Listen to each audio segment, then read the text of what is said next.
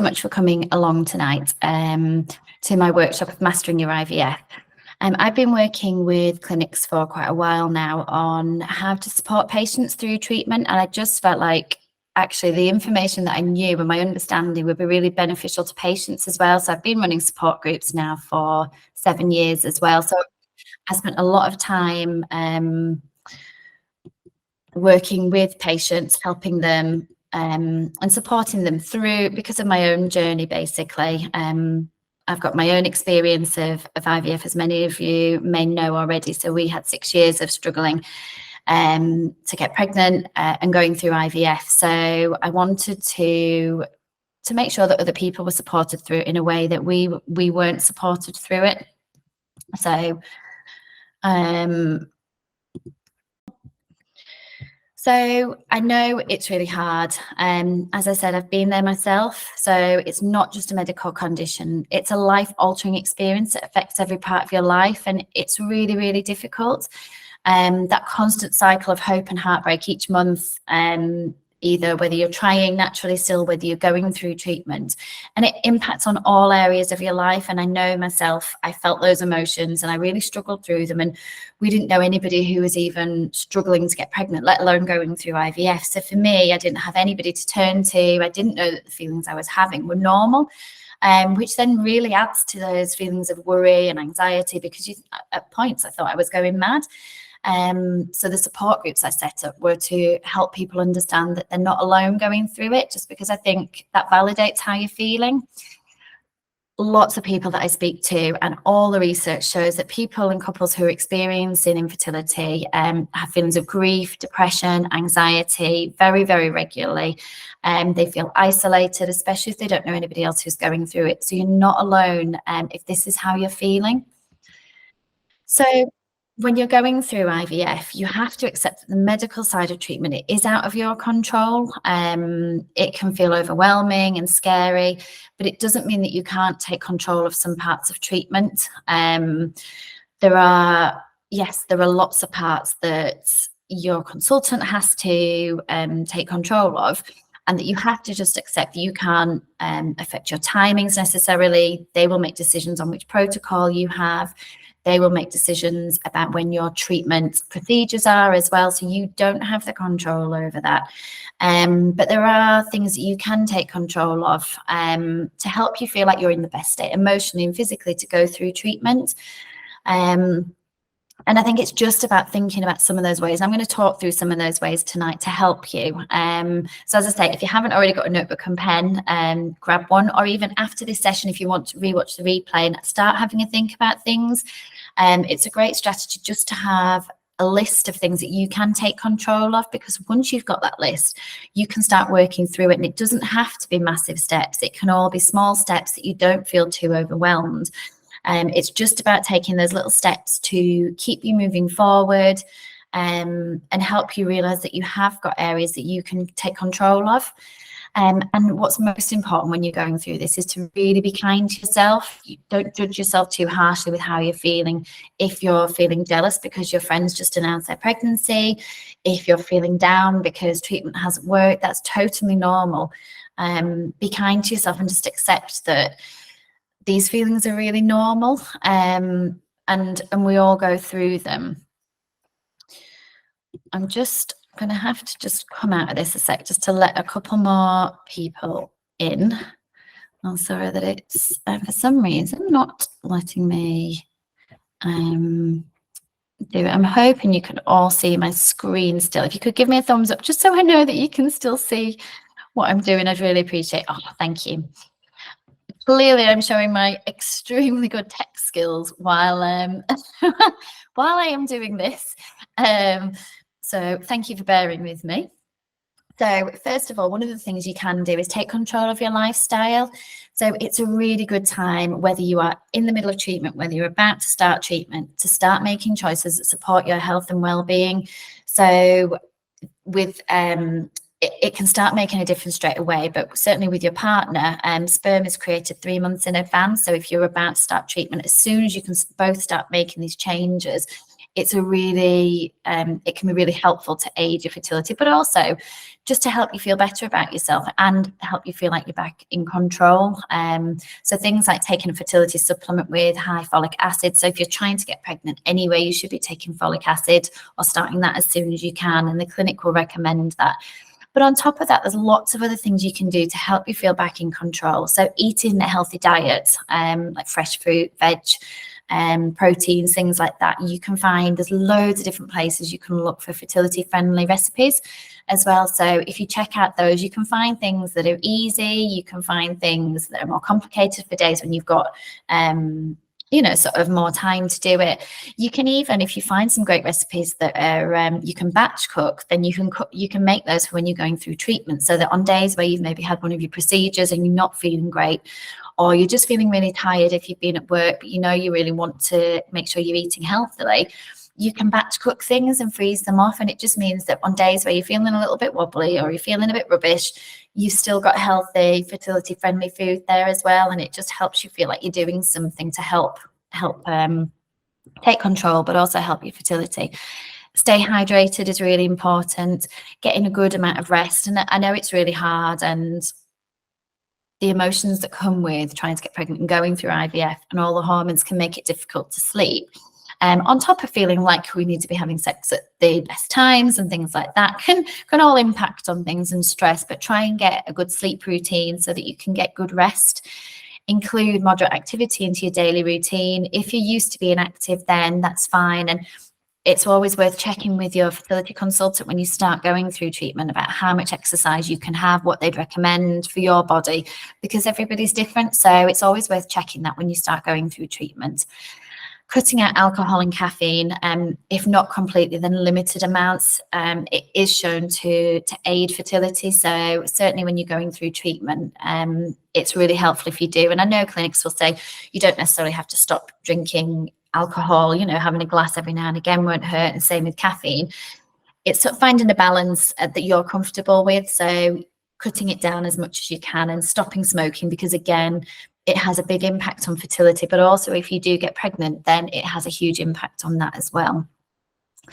So focusing on you. I know that when you're going through treatment, focus doesn't become on you, it becomes on treatment. And any time you have to yourself and any time you spend looking after yourself often goes out the window. And it certainly did with me. And if things like going to the gym or exercising are how you kind of focus on yourself and have that self-care, and you have to cut down on that, then that can be really difficult.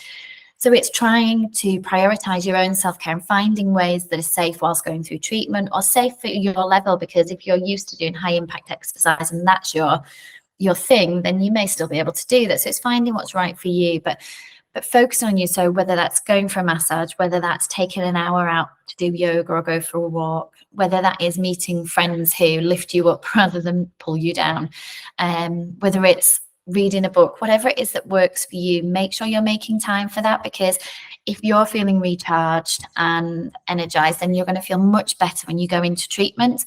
It's really difficult to feel positive and confident going into treatment if you're feeling run down, if you're feeling emotionally drained.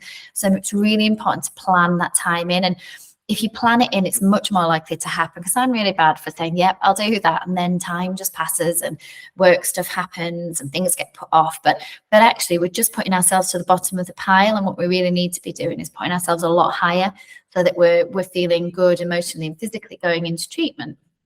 So have a think about some of the things you want to do and plan in something for each day. And it doesn't have to be anything big. It could just be that you're going to get away from your desk at lunchtime.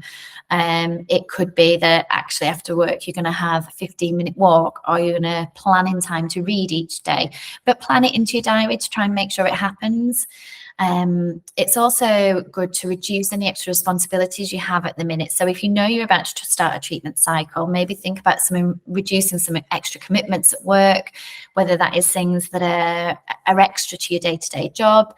Have a think about how you can reduce some of those things or delegate them either to colleagues, or if it's family responsibilities that you have, sort of looking after elderly parents or grandparents or somebody else that you look after, whether you can delegate those responsibilities responsibility to someone else, just to give you that little bit of extra time, just to prioritize yourself, even if it's just for while you're going through treatment. And planning time to see friends that lift you up. So if you've got friends who are a bit negative or who spend the entire time talking about their own children, and just make you feel a bit triggered and not great, then try and avoid seeing them, and make time to see those who lift you up, who either don't talk about treatment and just say, let me know if you want to chat about it, or who make you laugh and just distract you, especially during the more challenging parts of treatment, because that will just help with a really good distraction as well. So how can you take control of your mindset? You can. It's really hard when you're going through treatment to keep positive. It's hard to be hopeful. But there are things that you can do to try and help. One of the tricks that I used when we were going through treatment was to tell myself that I was going to the clinic for a positive reason.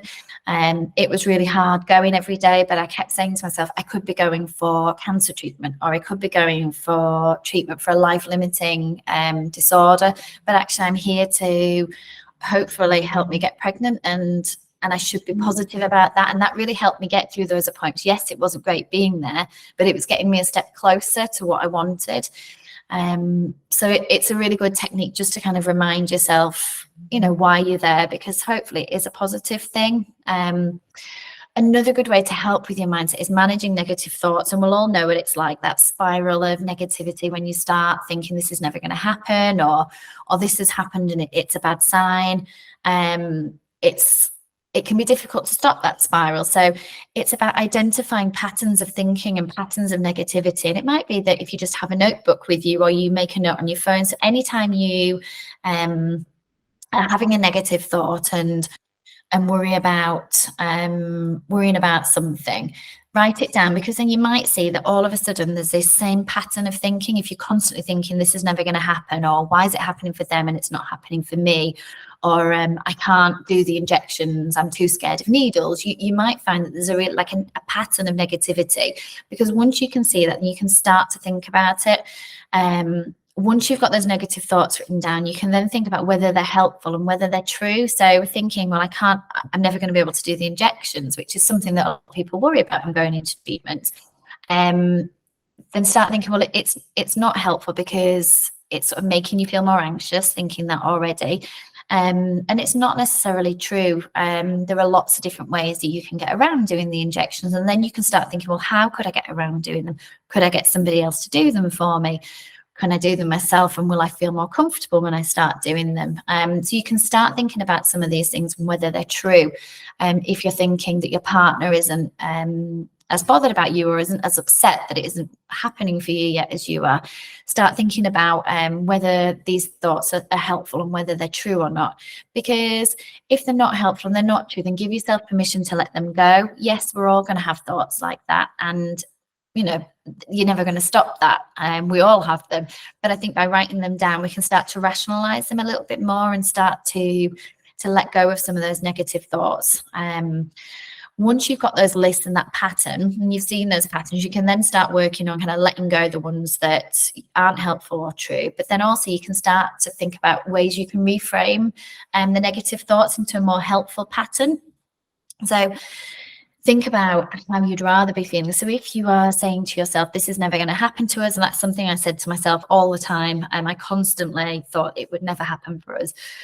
And it's a really sort of difficult way of thinking, because it's not helpful, and it isn't necessarily true. You don't know that it's true, but it doesn't make it any less real to you.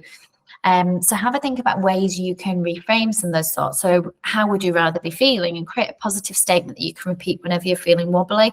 So for me, what I did, because I was constantly worried that it wouldn't work, once I'd had my treatment, we had a positive result with our second transfer, but then I started bleeding at 6 weeks, and I was convinced that I was losing the baby. And so I was really worried then. I was really worried it wouldn't work beforehand. So what I did was I told myself that there was no use in worrying. I was only making myself more anxious by worrying. And I'm not sure why this song, but I used to sing in my head, what's the use in worrying? The old wartime song. What's the use in worrying? I can't remember the words, if it was never was worthwhile, but I used to sing, what's the use in worrying? I need to stop worrying. It's making me more anxious. That's not necessarily true that I'm losing this baby that I've just found out I was having.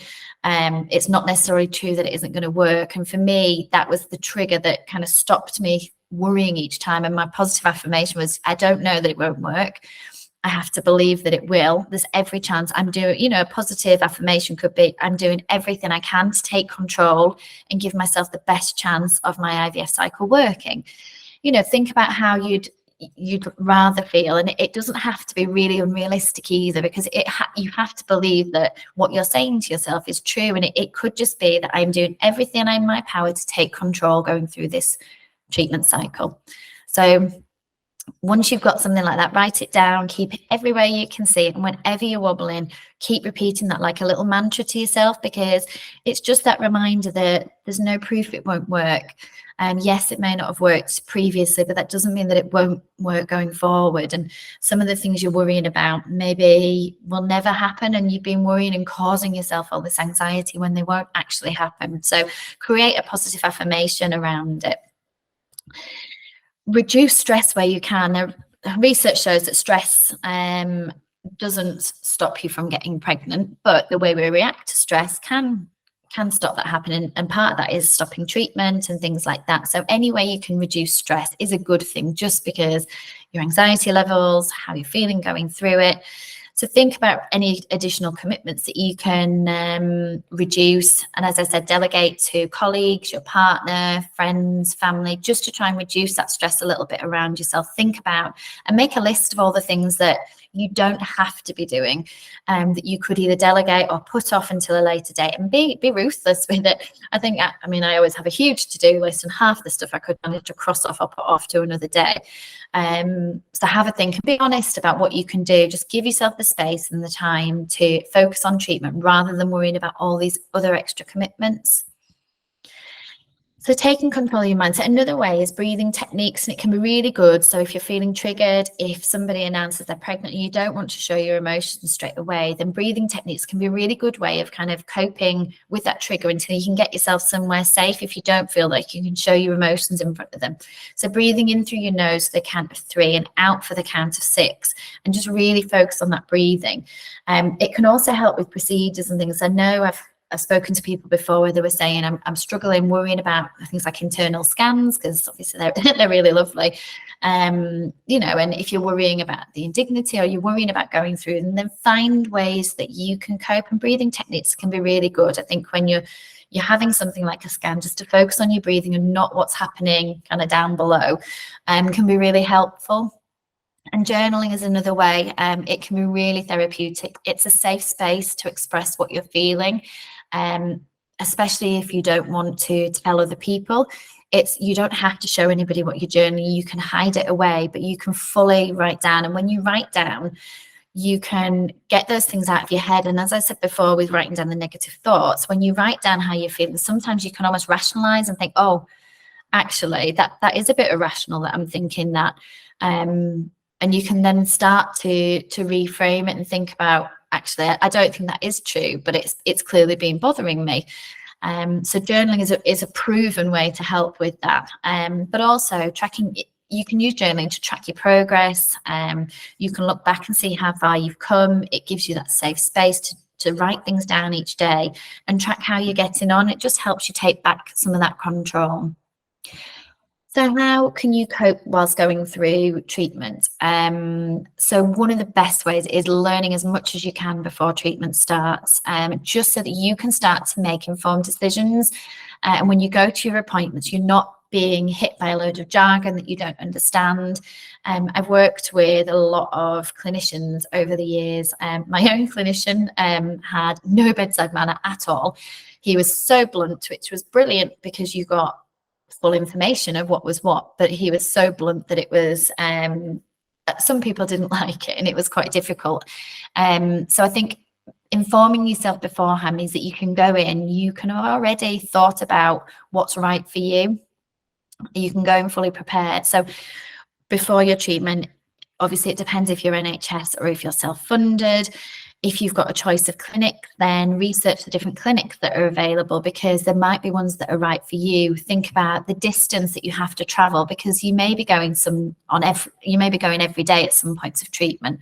So you don't want to be traveling 2 hours every day necessarily to get to the clinic, unless you really feel like that is the best one for you. So do your research on clinics so that you can make a choice. You might narrow it down if you have a choice either through your NHS or if you're self-funding.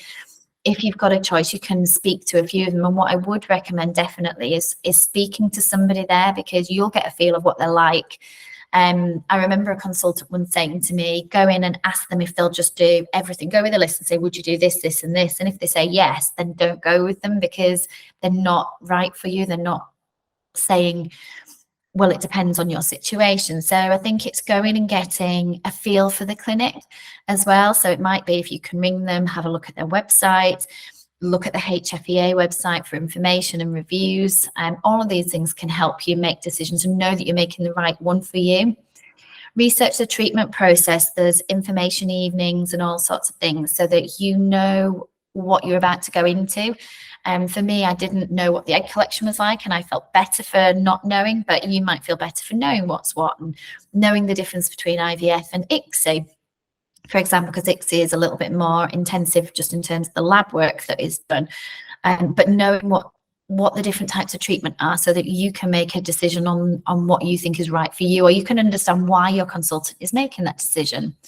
Have an understanding of treatment timings, because that can help you understand what time you'd need off work, how you can work around your treatment, and just give you a little bit more control over that, so you can start to plan it, start to have discussions at work, because you can go with a plan of what time you'll need off, how you can make it work, because it might be that you're on a short protocol or a long protocol and the timings will differ. So by doing your research, it just helps you feel a little bit more in control of that.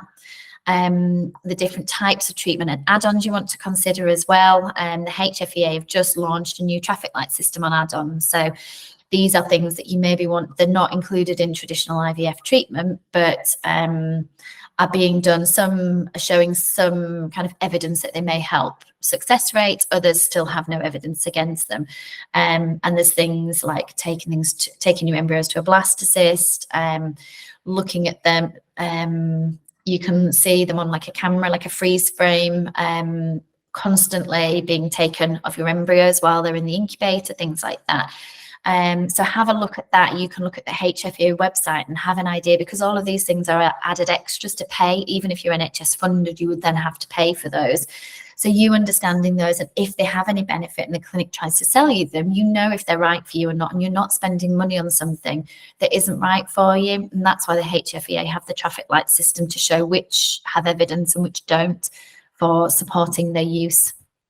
Have a look at what support's available, and definitely look at the clinic support available, because some are brilliant, others are not great. I work a lot with clinics to try and increase the support they offer. But if they've got a range of support options, then that's always a really good sign, because it shows that they are invested in supporting their patients through treatment emotionally as well as physically. So have a look at the support available in your clinic, but also outside of the clinic. And I'll talk through some of those at the end as well. And just logistics of medications and injections. If you work shifts, if you work away from home, you can research. There's lots of people who have ideas on how you can manage injections and medications and things when you're away. So what I would say is make sure you're looking at reputable sources. So go to information evenings, ask your clinic, go to the HFEA website, ask other women who are going through treatment, because it's much better to find it from a reputable source than just Googling it somewhere, because you don't know. People might have had different situations medically that aren't right for you. So it's really important to make sure you're getting information specific to your treatment and your situation. If you're feeling overwhelmed about treatment, write down a list of all your questions and how you can find out that information, because once you've got that list, it certainly makes me feel a lot calmer when I've got a list. But then you can start working through it. It might be that you can ask the clinic about it. It might be that you can research it yourself. You can go on a support group and ask people. So write down the list, because you'll start to feel a lot less overwhelmed once it's all down on paper. I'd also recommend taking a notepad for appointments with you, because take all your questions you've got, because I used to get to appointments and I'd cry all the way through them and forget every question I wanted to ask, and I'd forget every answer they gave me because I was crying all the way through it. So take a notepad that you can write your questions down in, and you can write the answers down as well to help you remember. When you're going through treatment, another way you can take control is keeping track of your finances, and having a plan, because that can feel really overwhelming. If you're having to self-fund, it's not cheap. And unfortunately, you know, it's really sad that those of us who can't get pregnant naturally have to pay for treatment if we want it. You know, the NHS doesn't fund many cycles, if any, in your area. So have a think about ways that you can fund it, whether that's ways you can make more money to pay for it, ways you can save money to pay for it, but also just planning in nice treats as well. So keeping track of your finances to allow some money for time together or time to yourself. So that's another way you can take control. You can track your treatment process, so whether that's writing it down, whether that's using an app or something like that. There's lots of different ways now you can track treatment so that you're aware of what stage you're up to and what's going on.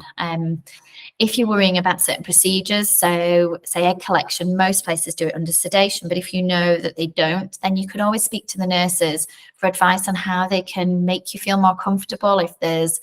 If you could take paracetamol before, or if they could do a sedation when they don't usually do it.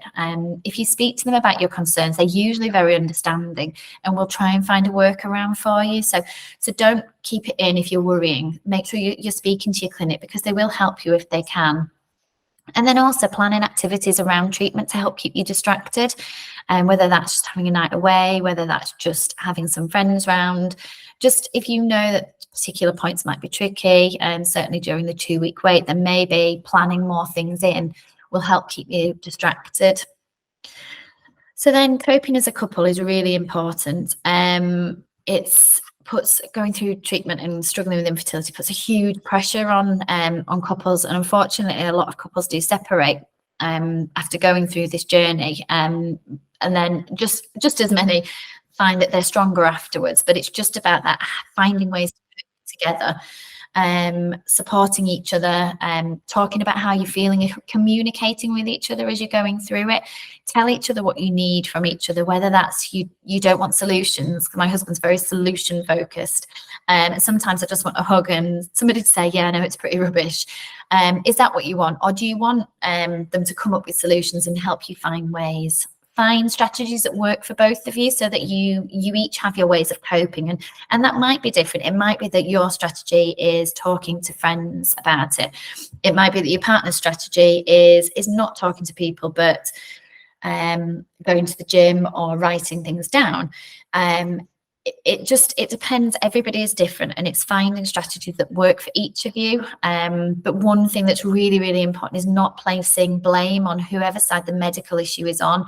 Try and see it as a joint issue that you need to overcome together. Otherwise, it can lead to resentment, and also feelings of guilt. So if the medical issue is on one side, because it is a medical issue, if it's on one side, then you're feeling guilty. Especially men tend to feel guilty if it's male factor, because whichever side it's on, the woman has to go through the bulk of treatment. So there's often feelings of guilt there. There's feelings of resentment if you start blaming one another, and you just need to try and get through it together. And also have some support other than each other, because if you're only relying on each other, it can be really difficult. It can become quite tense. You just don't have that time to let off steam and chat to somebody else. And you may also find that you're not talking openly and honestly. So if you are upset because your partner doesn't seem as bothered as you are about it, then it's difficult. You don't want to say that to them, but you've then not got anywhere to release those feelings. So having someone else to talk to, or some other outlet for coping, takes that pressure off and allows you that honesty and to be able to speak openly. Think about ways you can recapture the romance. So could you each choose a date day or a date night and alternate doing each other's choices? Think about some of the things you want to do together, whether that's a joint hobby, whether that's traveling somewhere, whether it's a renovation project. Try and think of things outside of trying to get pregnant, because obviously you're still going through that process or going through IVF, but think about things that are away from treatment. Think about the things that you love about each other, because remember, you were a couple in love before you were a couple who's trying to get pregnant. So That could be writing down 5 things you love about each other and then swapping or talking through about what you love about each other. Reminisce about some of the things you used to do together before you started trying to get pregnant. And maybe try and plan in some of those things that you used to enjoy doing. I think a lot of the time we put things on hold and we think, well, I can't do that. I can't book that in case I get pregnant. And then we end up feeling like we're stuck in a rut. So start planning in some things. I got to a point where I totally felt like I was stuck in a rut. I hated my job. I wanted to move jobs, and I didn't move jobs because I kept thinking, what if I get pregnant? So in the end, I thought, right, I'm going to update my CV. I bought a Mini because I was like, well, if I get pregnant, I can sell it, and it's a nice problem to have. We booked time away, we booked holidays, and just thought, again, if we have to cancel, we don't care, because we'd just be so pleased that treatment had worked. So think about some of the things you did before and book in time away from treatment. So whether that's just meals out, whether that's walks where you don't discuss treatment, and agree some no IVF talk time so that the focus of your relationship isn't solely on going through treatment, because it puts a lot of pressure on you both and takes away some of that enjoyment, and already a lot of the relationship, certainly like the intimate side, kind of gets taken away because everything becomes about trying at the best times and then going through treatment. So try and recapture some of that romance elsewhere. And then support, find your tribe. So the people that you'd usually turn to for support might not be the right people when you're going through treatment. If all your close friends have children already, fell pregnant really easily, they won't understand and be able to empathize with you fully. They might be really supportive, or you might find that actually they just don't get it. So find friends that do get it. It might be ones who don't have children already, people that you know through other hobbies like going to the gym or reading clubs or dog walking, things like that. Have a think about your wider circle of friends, but think about who is supportive, who would you want there after certain points of treatment to give you a hug, or who would you want to go out with for a meal, who will just make you laugh and forget everything you're going through. Same with your family members, but find the people who will help you and support you through it, who do care about you. And as I say, it might not necessarily be your closest friends for this, or you might find your closest friends are amazing, and that's brilliant. But find your tribe so that you've got that support network. There's also a lot of professional support if you're really struggling emotionally, and I would always recommend seeing a counsellor anyway, even for just one session if you're going through treatment. But certainly if you're really struggling and need some support to deal with those deeper emotions, then people like counsellors, coaches are really, really helpful, especially counsellors if you're really struggling. There should be one linked to your clinic, and if not, you can look at the Beaker website, which is BICA.net, Beaker.net, which is all the fertility counsellors around the country. So you can find one that it is a privately funded one, but you can find local ones if you don't like the counsellors that link to your clinic. It's definitely worth just checking them out. Holistic therapists can be really good, acupuncture and reflexology. Although the kind of evidence of helping success rates is quite limited, they are proven to help with things like bad period pain, helping you sleep better and things like that. And a lot of them are talking therapies as well. So you go and just the chatting to somebody else can be really therapeutic. There's fertility charities like Resolve and Fertility Network UK here in the UK that have links to support groups locally and nationally. They have lots of information on their site, a lot of information that they share to help you cope with the things you're going through. And they often have helplines as well that you can call if you're really struggling. So it's definitely worth having a look at some of these things. And then professional organizations. So more specifically, if you are looking at if IVF hasn't worked for you, or you're needing to use donor eggs or sperm or embryos, if you're needing to look at surrogacy, there's a lot of professional organizations who can help you with that, who are there designed to support you and are brilliant at doing that. So My Surrogacy UK, the Donor Conception Network, there's lots of different places and you can get that support. So there's lots of ways you can find the support you need. And then obviously online groups and social media now is so much better than it was when we started our journey 16 years ago, when there was nothing really. So it's great that has changed.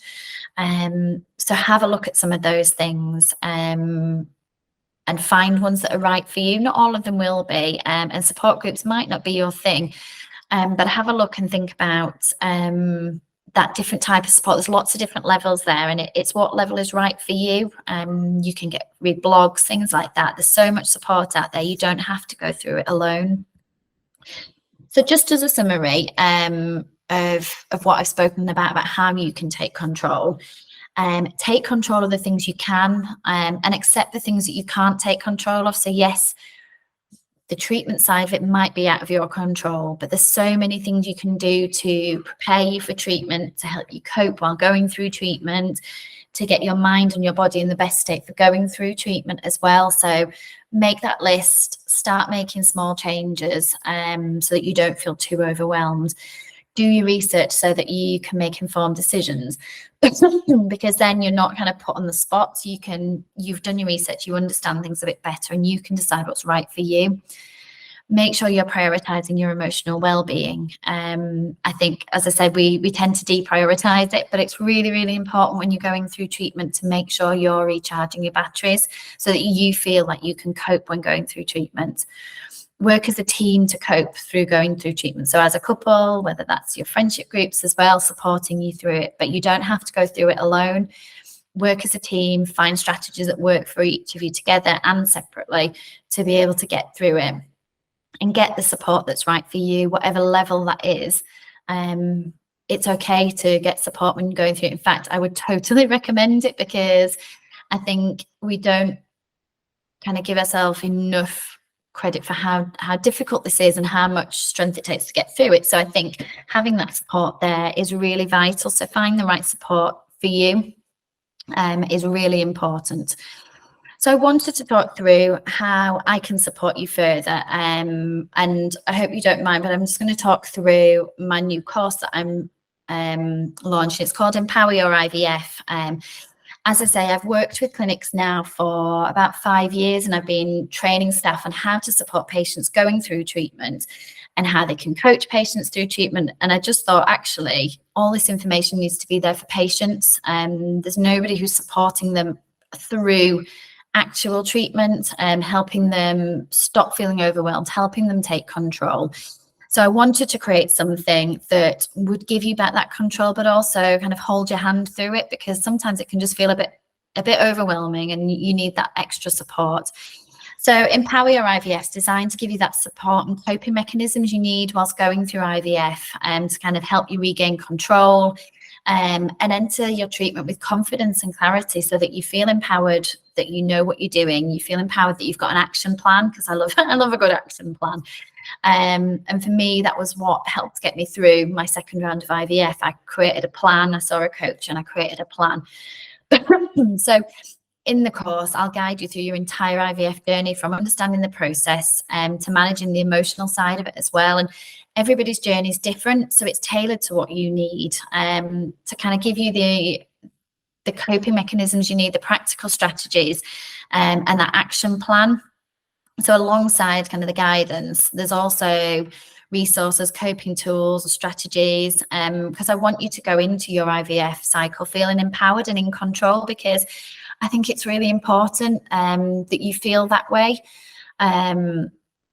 So there's lots of kind of, well, I'll talk through what the course is and what's involved, but on top of kind of the support from me and all the resources, there's also like a community side of it as well. So if you join the course, you then become part of a community, a little community, all supporting each other. I've certainly found from my support groups that I run that having that validation from other people, supporting each other, people who won't judge you when you say, I just feel really jealous because my sister's announced a pregnancy and it's just happened really easily and I really don't want to speak to her. Most other people who haven't been on this journey just look at you as though you've got two heads and you're a really awful person. And in support groups, people just go, yeah, I totally get that. I feel the same. So this course is for people who are going through treatment, about to go through treatment, if you're feeling anxious and overwhelmed and just feel like you want somebody to support you through it. if you're wanting to feel empowered going into your next treatment cycle, if you're wanting to take back control of your life and feel happier and more resilient, if you're normally a positive person but feel like it's kind of IVF and infertility sucking the hope out of you, because it's difficult cycle after cycle to keep that positivity and hope that it could happen for us. If you want supporting through by someone who's been there, if you're like me and you want a plan and to take practical action, I'm very much a practical person. I like practical strategies. I like having an action plan so that I can see what I need to do, what I need to work on, and how it will help me feel better. If you're kind of feeling out of control and feel like it doesn't matter what you do to try and get pregnant, to try and help IVF work, it's just not happening for you. If you feel like you're stuck in a rut and you just need to get out, which is what drove me to kind of start making changes. I just felt like I couldn't be in that rut anymore. And if you just want someone on your side who gets it, who won't judge you and just wants to be there to help you. So what's involved in the course? There's 10 weeks of support from me. There's 16 recorded sessions guiding you through IVF. So before treatment, during treatment, after treatment, helping you cope as a couple. And then there's a workbook for most of those sections to help you implement it and create an action plan. It's all coaching questions to help you think about how you can cope through treatment, how you can cope as a couple. There'll also be 4 group calls with me and the other ladies or men in the group. So we'll have 4 calls, which will be running up to Christmas, and then one in January, so that it helps kind of kickstart the new year for you. You'll also get a copy of my planner to help guide you through it and to work through alongside the course. There'll be weekly check-ins to provide support, a support community of other incredible women who all feel the same. And as I say, the support groups I run, I've really seen the power of that, just having that support. You'll be able to access it for 2 years, so there's no rush to do it, and then helpful blogs and interviews to help you as well. So I'll just quickly run through this. I want to make sure that we've got time for any questions as well. So I'll guide you through before, during and after treatment, support through the 2-week wait, but also I wanted to make sure there was support for whether you had a positive test or a negative test. I don't want to leave you at the end of treatment feeling like you don't know where to go. We'll be focusing on you, so how you can take control, how you can create a happy life, and how you can juggle work and IVF as well, because it's something that people really struggle with. So there's tips and support on how you can do that as well. How you can cope as a couple, so getting through it together, how to create some of those coping strategies I talked about, how you can recapture the romance, but also how you can cope through it together as well with those strategies. There's a video on how infertility makes men feel, so we'll explore how men cope and some tips to support your partner, how they can have tips to support their partner as well. And then there's workbooks, so there's a workbook for you to help you cope as a couple, but there's also a workbook for your partner, and whether that's a same-sex partner or a male partner, it's there so that they can use it if they feel they want to do journaling as well alongside you, they can do. And then support resources as well, showing you're not on your own, and the support resources that you can turn to if you need some.